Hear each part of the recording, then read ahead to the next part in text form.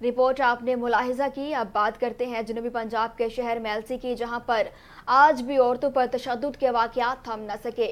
Incharge police چوکی 2 quota Qasim نے متاثرہ سمیرہ بی بی کے گھر داخل ہو کر مبینہ طور پر تشدد کیا۔ میلسی میں پولیس کی جانب سے مظلوم عورت پر تشدد کیا گیا۔ اسی حوالے سے مزید جانتے ہیں میاں ندیم ممتاز کی اس رپورٹ میں۔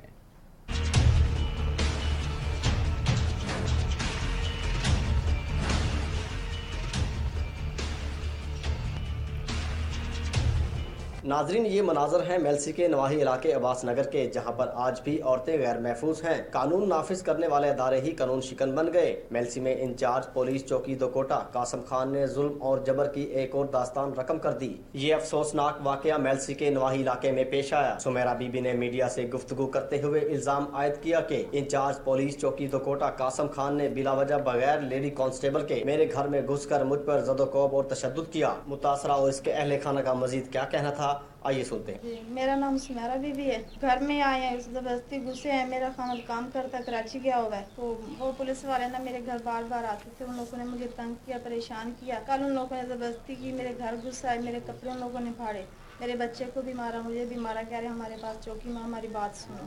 میرا نام شازیہ ہے، تو میں ان کی ہمسائی ہوں۔ ادھر میرے ماں باپ رہتے ہیں، میں ان کے گھر آئی ہوئی تھی۔ میں ان کے گھر ملنے کے لیے آئی تو یہ حادثہ ان کے گھر میں ہوا ہے۔ لوگوں نے بہت مارا ہے، اس کے دروازے کو ایسے دھکا مارا ہے، اس کی کنڈی بھی ٹوٹ گئی ہے بالکل۔ تو ان کے گھر میں غصہ ہے زبردست، اس کے بچے کو بھی چاٹا مارا ہے، ان لوگوں نے اس کو بھی مارا ہے۔ بہت زبردستی کر رہے تھے ان سے کہ انصاف ملنا چاہیے ان کو۔